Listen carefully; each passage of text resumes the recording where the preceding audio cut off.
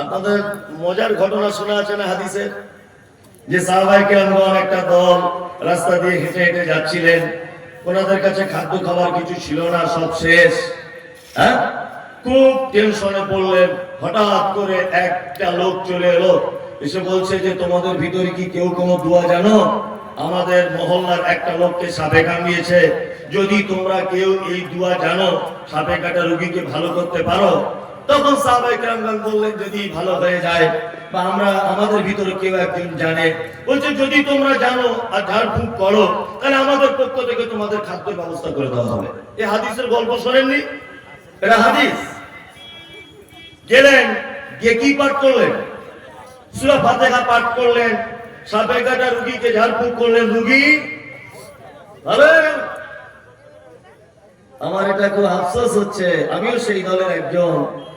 আমাদের পশ্চিম বাংলার কোন আলেম বা কোন মানুষ, কোন আল্লাহওয়ালা লোক একটা সাপে কাটা রোগীকে ঝাড়ুতে দেখি সূরা ফাতিহা পড়ে? হ্যাঁ, বর্তমান আমাদের যে আমলের জোর, রোগী তো বাঁচবে না, বরং বিষ মাথায় উঠে চপ্পা চপ্পা করে মরে যাবে, এই অবস্থা মানুষ। আচ্ছা, এবার আপনাদেরকে একটা কথা বলি, সেই ফাতিহা ১৫০০ বছর আগে, আজও সেইটা আছে না নেই? কথা বলুন। সেই কোরআন মাজিদ আজও আছে না নেই? সেই কোরআনের বাণীগুলো আজও অক্ষত অবস্থা আছে না নেই? আছে। আজকে আর কাজ হয় না কেন? আজকে কাজ হয় না মানে সেই মানের মানুষ নেই। কি বলা বুঝলেন? আপনাদের এখানে তো চাষবাস করেন, মানুষ চাষবাস করেন। আপনি বেগুন চাষ করেছেন, দেখবেন পোকা লাগছে বেগুনে। পোকা লাগছে না? পোকা লাগছে। পোকা লাগলে আপনি একটা ঔষধ এনে বা কোনো বিষ কীটনাশক এনে আপনি ব্যবহার করছেন, স্প্রে করছেন। তা প্রথম বছরে পোকা মরেছে, তার পরের বছরে দিচ্ছেন, আর পোকা মরে না। আপনি দোকানদারকে গিয়ে বলছেন, মায়া পোকা মরছে না কেন? বলছে অন্য বিষ নিয়ে যাবে। অন্য বিষ দিল, পোকা মরছে। কিন্তু এই ওষুধটা আগের বছরও দিয়েছি, মরেছে, এবছর আর মরছে না, অথচ পোকা একই। গত বছরে যে পোকাটা ছিল এবছরে সেই পোকাই, কিন্তু মাল আর মরে যাচ্ছে না। কারণ কি? কারণ প্রথম বছরে যে অরিজিনাল কোম্পানি ব্যবহার করেছিল বিষটা, এবছরে একটু ভেজাল মেরে দিয়েছে। ওই জন্য পোকা ঠিক আছে, একই পোকা, কিন্তু আর কাজ হচ্ছে না। তা আমাদের সূরা ফাতিহাই আছে, কিন্তু আমাদের ভিতরে সব ভেজাল ঢুকে গেছে, আমাদের ঈমান দুর্বল হয়ে গেছে। এই জন্য আমাদের আর কাজ হচ্ছে না।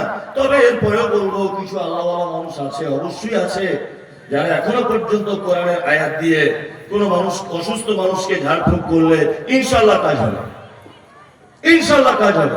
তবে সেই আল্লাহওয়ালা মানুষের সংখ্যা খুব বেশি। বেশি না তো? এই না, খুব। আল্লাহ আল্লাহ তুমি আমাদের ঈমানে বারাকা দান করো, আমিন। আচ্ছা, এই সূরাটির অনেক গুণ রয়েছে, তার মধ্যে একটি গুণ আপনাকে বলি। মুহাম্মদ সাল্লাল্লাহু আলাইহি ওয়াসাল্লাম বলেছেন, লা সালাতা লিমান লাম ইয়াকরা বিফাতিহাতিল কিতাব।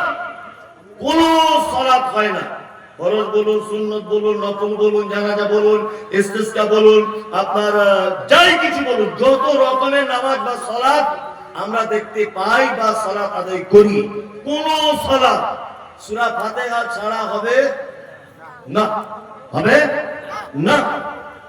সূরা ফাতিহা ছাড়া সালাত কেমন অসম্পূর্ণ?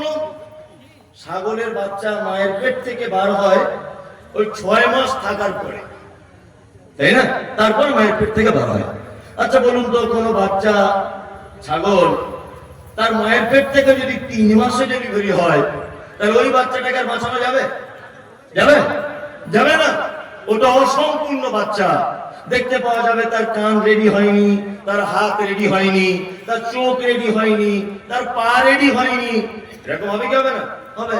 আল্লাহ রাসূল বলেছেন, সূরা ফাতিহা ছাড়া সালাতের অবস্থা এই রকম অসম্পূর্ণ।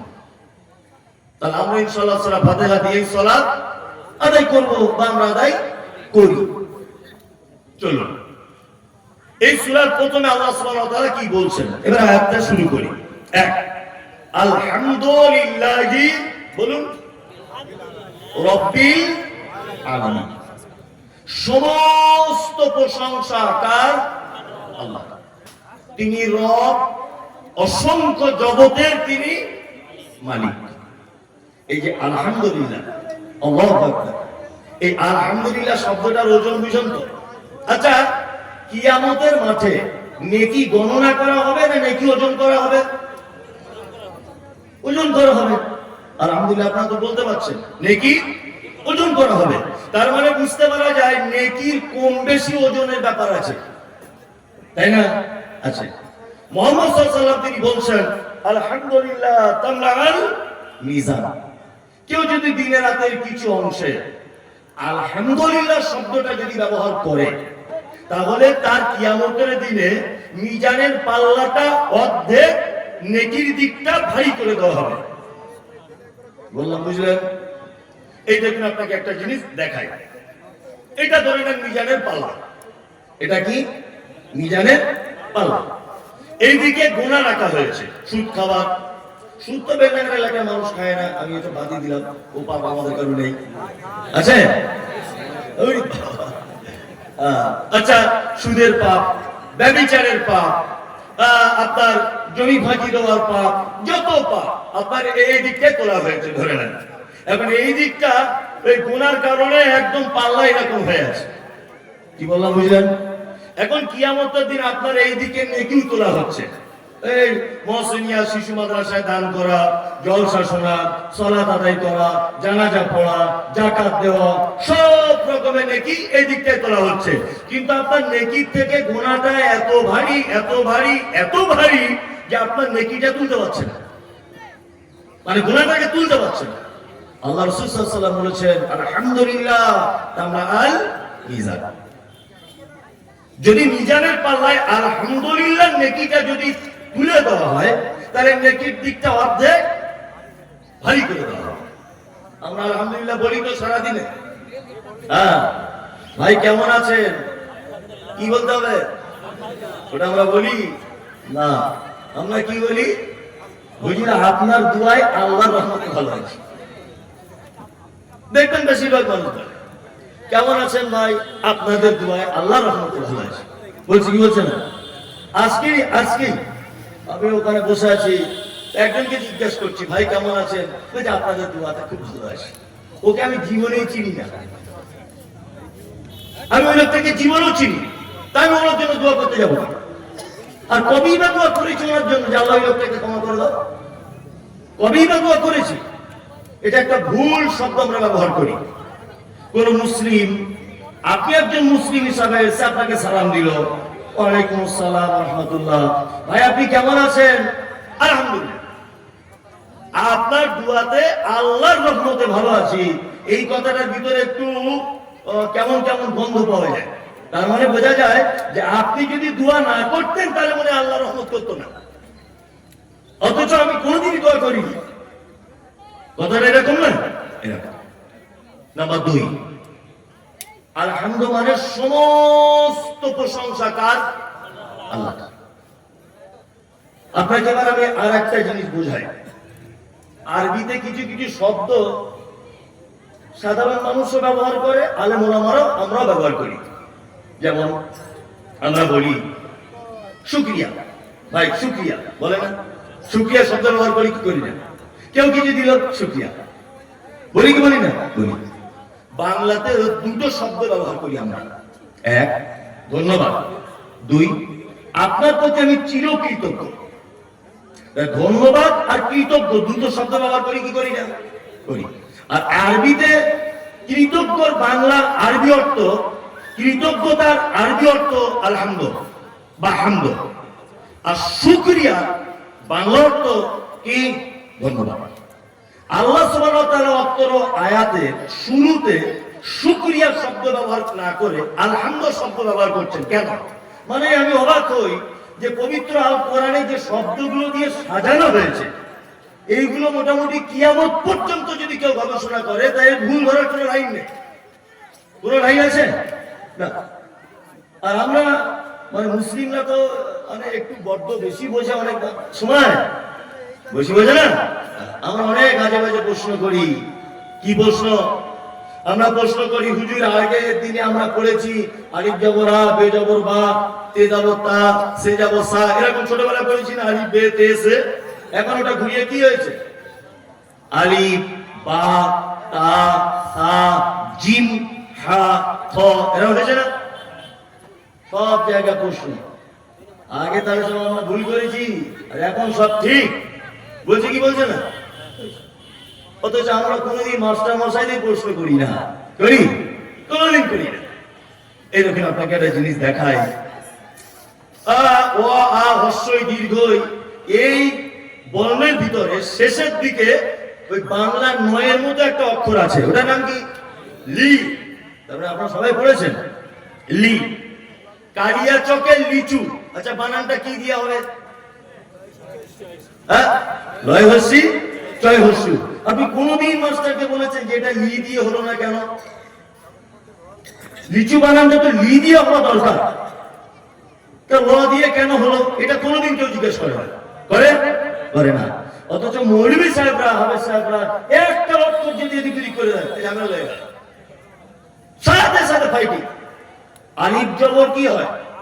আ। হামজা জবর আ, তাই না? দুটো আ একই উচ্চারণ, একই উচ্চারণ নাই।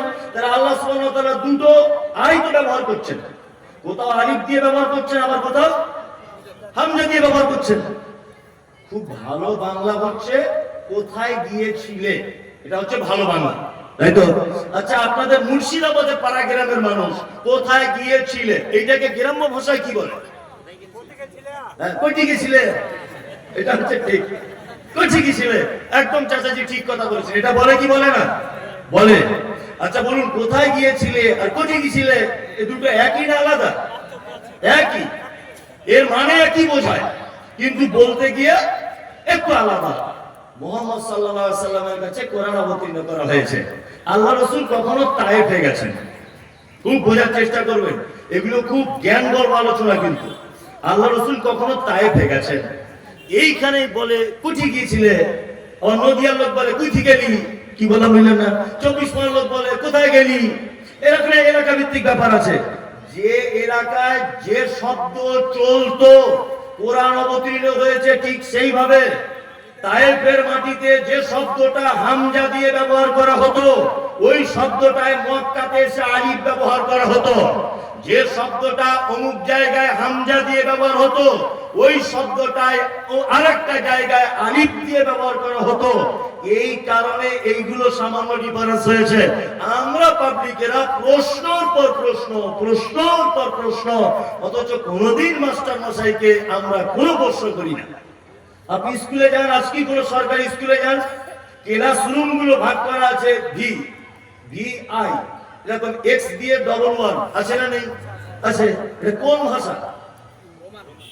হ্যাঁ, রোমান। তো রোমানের ভাষা ভারতে চলবে কেন? রোমানের ভাষা, আমরা এত বুদ্ধিমান, রোমানের ভাষা দিয়ে ছাত্রদের ক্লাস ভাগ করছি, কোনদিন প্রশ্ন ওঠে না, কোনদিন প্রশ্ন নেই, কোনদিন প্রশ্ন ওঠে না। তা আমরা প্রশ্ন করিও না। কোনদিন আজ পর্যন্ত কোন গার্জেন জিজ্ঞাসা করেছেন মাস্টারকে যে হেডমাস্টার সাহেব এই ভাষাটা কি ভাষা, এটা দিয়ে আপনি ক্লাস ভাগ করছেন? কোনদিন কেউ জিজ্ঞেস করেছেন? না। আলিফ কি করে আলিফ হলো, বে কি করে বা হলো, মৌলভী সাহেবদের ব্যাপারে খুব চুলকানি মানুষের আছে না নেই? তো একটুখানিতে চুলকানি শুরু হয়ে যাবে। আমি যে কথা বলছিলাম, যাতে আপনার চুলকানি না হয়, যাতে আপনার অসুবিধা না হয় বুঝতে, ওই জন্য ভেঙে ভেঙে বলার চেষ্টা করছি। এক, শুকরিয়া, আলহামদুলিল্লাহ, এই দুটো কখন কোন সময় ব্যবহার করা হয় এইটা আমাদেরকে আগে জেনে নিতে হবে। এক, আমি এই রাস্তা দিয়ে হাঁটছিলাম, আমার খুব পিপাসা লেগেছে। আমি সভাপতি সাহেবের সাথে দেখা হলো, তা আমি ওনাকে বললাম যে সভাপতি সাহেব আমার খুব পিপাসা লেগেছে, কল খুঁজে পাচ্ছি না। তো উনি বলছেন যে আমার ব্যাগের বোতল পানি আছে, মুমতাজুল সাহেব আপনাকে দেবো, দিন। আমি এক বোতলের মধ্যে অর্ধেক পানি বিসমিল্লাহ বলে পান করলাম। আচ্ছা বলুন তো, উনি আমার চিরস্থায়ী উপকার করলেন না ক্ষণস্থায়ী উপকার করলেন? ক্ষণস্থায়ী। আমি হয়তো ভাতটা পার হয়ে ওই আপনার কি বলবো বেলডাঙ্গাতে গিয়ে পানির বোতল পেয়ে যেতাম, তাই উনি ক্ষণস্থায়ী আমাকে সামান্য উপকার করলেন। এর জন্য আমরা বাংলায় কি বলি? ধন্যবাদ। বলি কি বলি না? কেউ কিছু দিলে, আপনি কোনো দোকান খুঁজছেন একটা বাজারে, ভাই এই সালমা ভ্যারাইটি স্টোরটা কোথায়? ওই যে ডান দিকের গলিতে ঘুরেই আগে গিয়ে দেখবেন সালমা ভ্যারাইটি স্টোর। আপনি কি বলেন? ধন্যবাদ ভাই। বলেন কি বলেন না? তার মানে ক্ষণিকের উপকারের জন্য শব্দ ব্যবহার করি আমরা ধন্যবাদ, যার বাংলা হচ্ছে, আরবি হচ্ছে শুকরিয়া, তাই তো? এইবার থাকছে আলহামদুলিল্লাহ। আমার ছেলে চাকরির পরীক্ষা দিয়েছিল, আমার ছেলে, অরিজিনাল নয়, এটা বোঝানোর জন্য বলছি। চাকরির পরীক্ষা দিয়েছিল, তার সবকিছুই মোটামুটি রেডি, সামান্য একটা জিনিসের জন্য চাকরিটা আটকে যাচ্ছে। ভাই সাহেব এমএলএ এলাকার, বোঝানোর জন্য বলছি। তা আমি এমএলএ সাহেবকে গিয়ে বলছি যে আপনি যদি একটা সিগনেচার করে দেন আমার বেটার চাকরি হয়ে যাবে। তা উনি ভালো মানুষ, আল্লাহওয়ালা মানুষ, উনি বলছেন মুমতাজ সাহেব আপনি যখন এসেছেন আর ফেরাবো না, ঠিক আছে, কাট কাট কাট কাট করে সইটা করে দিল, আমার ছেলে চাকরি হয়ে গেল। আচ্ছা বলুন তো, ওনার একটা সয়ে আমার ছেলে কতদিন সরকারি সুবিধা ভোগ করবে? মিনিমাম 60 বছর, তাই না? এইবার বলুন, ওনাকে আমি ধন্যবাদ জানাবো না ওনাকে আমি এই শব্দটা বলবো, আপনার প্রতি আমি চির কৃতজ্ঞতা প্রকাশ করছি? কোনটা? চির কৃতজ্ঞতা। মানে এক কথায় সংক্ষিপ্ত ছোট আকারের ক্ষণস্থায়ী উপকার যদি কেউ করে তার জন্য আমরা কি বলবো? শুকরিয়া, ধন্যবাদ। কিন্তু লং টাইম আপনাকে যদি কেউ উপকার করে তার জন্য আমরা কি বলবো? চির কৃতজ্ঞ প্রধান সাহেব আপনার কাছে আমার। বলবো কি বলবো না? এইবার বলুন, আল্লাহ আপনাকে মানুষ রূপে পৃথিবীতে পাঠিয়েছেন। আমি মুমতাজুল ইসলাম, আপনি আশরাফুল, অমুক জন আব্দুল কুদ্দুস, ওর নাম সাইফুল, ওর নাম ফটিক, ওর নাম ফিটু, সবাই আমাদের জন্ম থেকে নিয়ে 60 বছর বা 70 বছর বা 50 বছর আপনি বেঁচে আছেন। আচ্ছা বলুন তো, আল্লাহ সুবহানাহু ওয়া তাআলা আমাদের খুব বেশি উপকার করেছেন না অল্প উপকার করেছেন? চলো, এই যে অক্সিজেনটা নিচ্ছেন এটা কার? কার? আল্লাহ। আপনার যে চোখের আই পাওয়ার এটা কার? আল্লাহ। আমি অবাক হই মাঝে সাঝে, আসলে আমি তো বক্তা, আমি বক্তব্য দিই, আমি বড় আলেম নয়, আমার তেমন ইলমিয়াত নেই, তবে আমি বক্তা, আমি বক্তব্য দিতে পারি। আপনি যদি আমাকে বলেন 5 ঘন্টা বক্তব্য দিতে হবে, আমি ঠিক দিই, কোনো সমস্যা নেই। কিন্তু যদি আপনি আমার কাছে বুখারীটা খুলে বলেন একটু পড়িয়ে দেন, আমি মায়ের সাথে গবেষণা করি ছোট মাথায়। এই যে হাতটা আমরা এরকম করছি, এটা ফোল্ডিং সিস্টেম, তাই না? আচ্ছা, কোনো মোটরসাইকেলের যদি কোনো পার্টস এরকম হয় 24 ঘন্টা, বলুন তো দেখি 2-4 মাস পর জং লেগে গিয়ে দোকানদার বলবে কি বলবে না যে একটু গ্রিস করে নেন? বলবেন? এই যে ফোল্ডিং সিস্টেম, জন্ম থেকে নিয়ে মৃত্যু পর্যন্ত ফোল্ডিং সিস্টেম। এটা কোনদিন কেউ বলেছে যে একটু খুলে নাট বল্টুটা হালকা একটু গ্রিস মেরে নেন? বলেছে না। তার লং টাইম গ্রিস ব্যবহার করে দিয়েছেন কে? আল্লাহ। আপনার চোখের আই পাওয়ার, জন্ম থেকে নিয়ে মৃত্যু পর্যন্ত আপনি পাওয়ার ভোগ করছেন, এটা আপনার জন্য লং টাইমের উপকার। আপনি নিঃশ্বাস নিচ্ছেন, আপনি খাদ্য ভক্ষণ করছেন, কি করছেন না? লং টাইম এটা আপনার উপকার। তার মানে আল্লাহর জন্য আমাদের কৃতজ্ঞ হিসেবে যে শব্দ ব্যবহার করতে হবে সেটা হচ্ছে আলহামদুলিল্লাহ। খুব মনোযোগ দিয়ে শুনবেন। এইবার আপনাকে আমি আরেকটা কথা বলি, আলহামদুলিল্লাহটাই যদি একটা আয়াত বলি মোটামুটি 2 ঘন্টার কাছাকাছি চলে যাবে ইনশাআল্লাহ। এক, সমস্ত প্রশংসা আল্লাহর হবে কেন? এটা তো আমরাও করি না, আর জানার চেষ্টাও করি, আর আমরা সত্যি সমস্ত ব্যাপার আল্লাহ প্রশংসা করি না।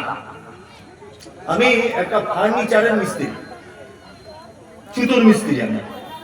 তা আমি একটা খুব সুন্দর খাট বানিয়েছি, খুব সুন্দর। আচ্ছা, আপনি এই খাটটা যদি দেখেন, প্রথমে কাকে খোঁজ করবেন? মিস্ত্রিকে। আর প্রশংসা যদি করেন, কার করেন? মিস্ত্রি করেন। সত্যি সাংঘাতিক মিস্ত্রি, হাতে কাজ কি, তাই না? আপনি একটা 2 তলা বিল্ডিং বানালেন, খুব সুন্দর ডিজাইন করে, বিল্ডিংটা দেখেই আমরা প্রশংসা জ্ঞাপন করি কার? না, যে বিল্ডিং এর মালিক তার নয়, মিস্ত্রি, যে সত্যি কাজ সুন্দর কাজ করি কি করি না? করি। আমি একটা BMW গাড়ি কিনলাম, 1 কোটি টাকা দাম, তেল আমি ভরেছি, গাড়ি আমার, ড্রাইভার আমার, টাকা দিয়ে পোষা, আমি যে রাস্তায় চলি সরকারকে ট্যাক্স দিই, তাই না? কিন্তু আল্লাহ শব্দ ব্যবহার করছেন আলহামদুলিল্লাহ, সমস্ত প্রশংসা আমার। বিএমডব্লিউ গাড়িতে আমি 1 কোটি টাকা দিয়ে, আমার টাকা দিয়ে কিনলাম, আমি আমার টাকায় পেট্রোল ভরলাম, আমার টাকায় ড্রাইভারের বেতন দিয়ে ড্রাইভার রাখলাম, রাস্তায় ট্যাক্স দিয়ে গাড়ি চালালাম, কিন্তু প্রশংসা কার? এই কেমন কথা? আমার টাকা দিয়ে আমি বাড়ি করলাম, প্রশংসা আল্লাহ। জি, আল্লাহ করতেই হবে, কোনো উপায় নেই গোলাম হোসেন, কোনো উপায় নেই। আপনি প্রতিটা জিনিসে শেষ পর্যন্ত যদি পৌঁছে যান, তাহলে আল্লাহ ছাড়া দ্বিতীয় কাউকে খুঁজে পাওয়া যাবে না। আমি কাঠের মিস্ত্রি, ভালো খাট বানালাম কাঠ দিয়ে, পৃথিবীর কোন ল্যাবরেটরিতে, পৃথিবীর কোন যান্ত্রিক সহযোগিতায়, পৃথিবীর কোন রকম পদ্ধতিতে এক হাত কাঠ কেউ তৈরি করতে পারে? কাঠ কি থেকে হয়? গাছ থেকে। গাছ কার সৃষ্টি? আল্লাহ। আমি গাড়ি চাপছি পেট্রোল, পৃথিবীর কোন মেশিন আবিষ্কার করা সম্ভব হয়েছে? হ্যাঁ, আমি মমতাজুল বিএমডব্লিউ চাপবো বলে আল্লাহ সুবহানাহু ওয়া তাআলা পেট্রোল মাটির তলাতে মজুদ করে রেখে দিয়েছেন আগে থেকে। আপনি বাড়ি করেছেন, ইটের গাঁথনি, ইট কি দিয়ে তৈরি? মাটি দিয়ে। মাটি কার দান? আল্লাহ। ইটকে পোড়ানো হয়েছে, তবে লাল হয়ে ইট তৈরি হয়েছে। পোড়ানো হয়েছে কি দিয়ে? কয়লা। পৃথিবী কে আবিষ্কার করেছে? আল্লাহ। আপনি ইট তৈরি করবেন বলে ওটা বহুদিন পূর্বে কয়লা আগে থেকে রেডি করা ছিল ঝাড়খণ্ডের মাটিতে, বুঝলেন না? তার মানে যদি আপনি প্রশংসা করতে যদি যান, যদি ভাবেন যে আমি আল্লাহর প্রশংসা করব না, উপায় নেই গোলাম হোসেন, সব জায়গাতে আল্লাহর প্রশংসা করতেই হবে, কোন উপায় আছে? ওই জন্য আল্লাহ সুবহানাহু ওয়া তাআলা শব্দ ব্যবহার করছেন আলহামদুলিল্লাহ রাব্বিল আলামিন। এইবার একটা শব্দ এসেছে যেখানে রব, তাই না? তারপরে এসেছে আলা। আল্লাহর নাম কটা? 99টা। বাহ, এটা কিন্তু ভালো জানেন, 99টা, তাই তো? আমরা কোন সূত্রে 99টা বলি? সে কায়দা বগদাদিতে পড়েছি ছোটতে। ইয়া আল্লাহ, ইয়া রহমান, ইয়া রহিম, ইয়া মালিক, ইয়া কুদ্দুস, ইয়া সালাম, ইয়া মুমিন, ইয়া মুহাইমিন, ইয়া আজিজ, ইয়া গফফার, ইয়া ওয়াহাব, ইয়া সাত্তার। 99টা, তাই তো? না, আল্লাহ একটাই নাম, তার নাম আল্লাহ। কি বললাম? আমি মুমতাজুল ইসলাম, এটা আমার নাম। আমার নামের পাশে লিখছে বক্তা মুমতাজুল ইসলাম। আচ্ছা বলুন তো, বক্তাটা আমার নাম না আমার গুণ? হ্যাঁ, আমার গুণ। আল্লাহ নাম আল্লাহ, রহমান তিনি দয়ালু, এটা আমার গুণ। কি বললাম বুঝলেন না? কাহার তিনি জবরদস্ত, আজিজ খুব ক্ষমতাবান। কি বললাম বুঝলেন? এগুলো আল্লাহ কি গুণ। তাহলে আল্লাহর 99টা কি রয়েছে? সিফাত, সিফাতি নাম রয়েছে। আল্লাহ নাম আল্লাহ, এক আল্লাহ। এইবার আপনাকে একটা মজার কথা বলি, আপনি অবাক হবেন এই কথাটা শুনলে, যে আল্লাহ 99টা নামের ভিতরে ইয়া রব্ব, এটা আছে? কারো জানা আছে? আছে? নেই। রব্ব নামটা নেই। ইয়ে আবার তাহলে রব কোথা থেকে এলো? এটা আমাদের বুঝে নিতে হবে। এক, আদম আলাইহিস সালামকে যখন আল্লাহ তাআলা পৃথিবীতে তৈরি করলেন, যখন তৈরি করলেন, তৈরি করার পরে বিস্তারিত ঘটনা, আমি একেবারে মূল কথাটা বলছি। আদমকে জিজ্ঞাসা করছেন আল্লাহ সুবহানাহু ওয়া তাআলা, আলাস্তু বিরাব্বিকুম, আদম তুমি বলো আমি কি তোমাদের রব নই? এটা বলা হয়েছিল কি হয়নি? হয়েছিল। আদম আলাইহিস সালাম কি বলেছিলেন? ক্বালু বালা, আল্লাহ হ্যাঁ নিশ্চয় আপনি আমাদের রব। তাহলে পৃথিবীর সূচনাতে আল্লাহ আমাদের কাছ থেকে নিজের কি নামের স্বীকৃতি নিয়েছেন? রব, তাই তো? আল্লাহ এই কথা বলেননি আদম বলো তো আমি কি তোমাদের আল্লাহ নয়, এটা বলেছেন না? কি বলেছেন? রব, আমি কি তোমাদের রব নয়, এটা বলেছেন। নাম্বার 2, তাহলে সূচনাতে রবের স্বীকৃতি নিলেন। এবার একটা মানুষ মারা গেল, মারা গেল, কবরে কটি প্রশ্ন করা হবে? বা আপনি সবই তো জানেন। প্রথম প্রশ্ন কি? মান রব্বুকা। এখানে বলা হচ্ছে না যে মান আল্লাহ, আল্লাহকে বলো। কি বলা হচ্ছে? মান রব্বুকা। তোমার রব কে বলো। তাহলে শুরুতে আল্লাহ আমাদের কাছ থেকে স্বীকৃতি নিয়েছেন রব কে। আর মারা যাওয়ার সময় কবরে প্রশ্ন করা হবে মান রব্বুকা, তোমার রব কে। তাহলে শুরুতেও রব, শেষে রব। মাঝখানে এবার চলে আসুন, আপনার রুজির অভাব, ছেলে মেয়ে হয় না, আপনি অসুখে আছেন, দুনিয়াতে অকল্যাণে আছেন, কল্যাণের প্রয়োজন। আমরা কি করি? নামাজের পরে দোয়া করেন। নামাজে কি করেন? আলহামদুলিল্লাহি রাব্বিল আলামিন, তাই তো? প্রথমে সূরা ফাতিহা বললেন, ওখানে রব। আচ্ছা, এবার আল্লাহু আকবার গিয়ে রুকুতে গেলেন, কি দোয়া বলেন? সুবহানা রাব্বিয়াল আলা, আজিম। রুকুতে গিয়ে আজিম, তাহলে ওখানে হলো কি? রব। এবার আপনি রুকু থেকে উঠলেন, কি দোয়া বলেন? রব্বানা লাকাল হামদ, এখানেও কি? রব। এবার আপনি সিজদায় গেলেন, সিজদায় গিয়ে কি দোয়া বলেন? সুবহানা রাব্বিয়াল আলা, ওইখানেও রব। নামাজ শেষ হয়ে গেল, এইবার আপনার অভিযোগগুলো আপনি আল্লাহর কাছে চাইবেন। রব্বানা আতিনা, এখানে রব। রব্বানা যালামনা, এখানে রব।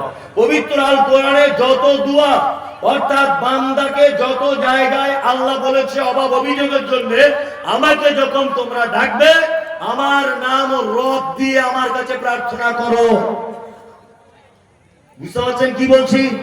যত জায়গায় দুয়ার ব্যাপারে শব্দ এসেছে, রব্বানা লা তুযিগ কুলুবানা, রব্বানা যালামনা, রব্বানা আতিনা, রব্বানা ফাগফির লানা, রব্বানা, সব জায়গায় রব্বানা রব্বানা রব্বানা। রব আছে না নেই? আছে। এইবার আমাদেরকে জেনে নিতে হবে যে রব এমন কি ইম্পর্টেন্ট, আল্লাহ সুবহানাহু ওয়া তাআলার নাম সব জায়গাতে শুধু রব। এইবার আপনাকে একটা কথা বলি, আল্লাহর 99টা সিফাত টোটালে যা সমস্ত কিছু রবের ভিতরে দিয়ে দেওয়া হয়েছে। রবের বাংলা অর্থ হলো যাহার যেখানে যতটুকু প্রয়োজন বিনা চাওয়াতে যিনি দিয়ে দেন তিনি কে? রব। তিনি কে? রব। আশ্চর্য ব্যাপার। আচ্ছা, আপনাদের এখানে এই বেলডাঙ্গা এলাকায় মায়েরা মুরগির বাচ্চা ফোটায় না? ফোটায় তো। আবার মায়েরা দেখবেন চালাকি করে হাঁস আর মুরগির ডিম মিক্স করে মুরগির বাজির তলাতে দিয়ে দেয়। দেয় কি দেয় না? হাঁসের বাচ্চা হয় 28 দিনে, 22 দিন থেকে 28 দিন। যদি বলছেন আপনি বক্তব্য ওটাও জানেন, ওটাও খোঁজ রাখতে হয়েছে। আর মুরগি 18 দিন থেকে 20 দিন, 18 দিন আগে বাচ্চা উঠবে না, 18 দিন থেকে শুরু হয়। তা আমি যুক্তি আর তর্কের খাতিরে মেনে নিলাম যে দুইটা বাচ্চা একই দিনে এসেছে পৃথিবীতে, মুরগির বাচ্চা হয়েছে, হাঁসের বাচ্চা হয়েছে। আচ্ছা, কোনদিন আপনারা দেখেছেন যে মুরগির বাচ্চা, হাঁসের বাচ্চাগুলো আস্তে আস্তে আস্তে আস্তে 2-4 দিন পর পানিতে নামছে? আচ্ছা, মুরগির বাচ্চাগুলো ওদের সাথে সাথে পানিতে নেমে যাচ্ছে, জীবনে দেখেছেন? হ্যাঁ, দেখেননি। আচ্ছা, ওকে কে বলে দিল যে তুই তাড়াতাড়ি পানিতে নাম আর তুই উপরে উপরে ঘোর? কে শেখালো? কে শেখালো? কে? রব। কে? রব।